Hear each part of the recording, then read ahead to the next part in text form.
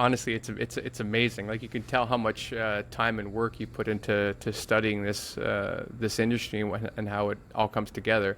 So, how would you foresee the future for us to get larger, polluting corporations to to step up and start helping with this energy transition? Because sometimes it's against their financial incentives, unfortunately. So whereas you seem to be working with the tide of capitalism, we kind of don't want to wait until it becomes only the profit motive that gets these corporations to step up and start decarbonizing, or worse, for whatever other pollutants they're putting out there. So I'd love to hear what you think about that equation, outside of the Climatize.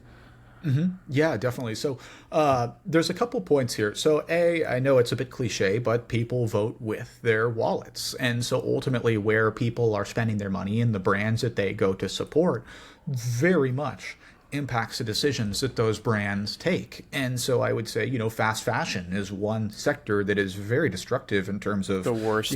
corporate waste, and turnover of products that are, just being landfilled versus actually used. And so the Right. brands that you support in that sector, and the supply chains that they use to source, their materials and whatnot do have a very large impact on the big picture.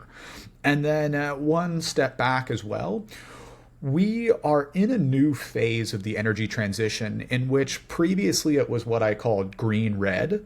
Green red was when people were taking these green decisions based on, morals and values, even if it didn't necessarily pencil out to be the best business decision. They saw brand value and ultimately corporate responsibility outweighing the potential bottom line cost there. Now Right. we're in a phase of green black where, solar is the cheapest energy resource in the world, depending upon where you're sourcing it. And so now we are in this phase where it is just bad business if you are not taking some of these sustainability practices, because you're also mitigating long-term risk in terms of energy hedges. To your point, in Spain, energy costs went through the roof. If you have solar, then you have a sense of, what that energy cost increase over the next 20, 25 years is going to be. And you are no longer as dependent or exposed to that energy price risk that you would have been, were you still buying, say, natural gas. And you see that disruption by Russia in the availability Right. of gas in both Germany and throughout Europe, and those prices skyrocketing. I mean, if you have solar, that is one way to hedge against that electricity price volatility. And so now, as we're in this green black phase, I think a lot of businesses are going to begin to make that transition. And that is in part enabled by government policy. So, for one, the Inflation Reduction Act and much of the incentives in that federal financing package have then led to the build out of new battery manufacturing facilities in the US. And that's because Wow. of the underlying financial incentives that make it a clear choice to site and develop those manufacturing facilities in the United States.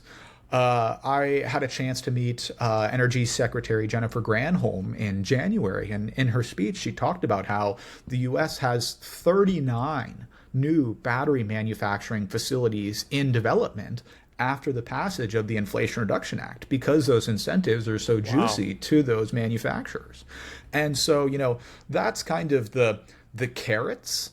And if we talk about sticks in terms of taxes and ways to kind of, penalize those movers, those have been politically less tenable. They are less durable as well on the macro level. And so, things like carbon taxes haven't been as successful at the policy level, while the incentives instead have and seem to have real sticking power and the ability to move markets. So, Right. first of all, at the personal level, it does come down to the decisions and the things that you choose. And even though it's cliche, it does make an impact, because those companies are ultimately responsible to their bottom line, and where you spend your money does make a big difference.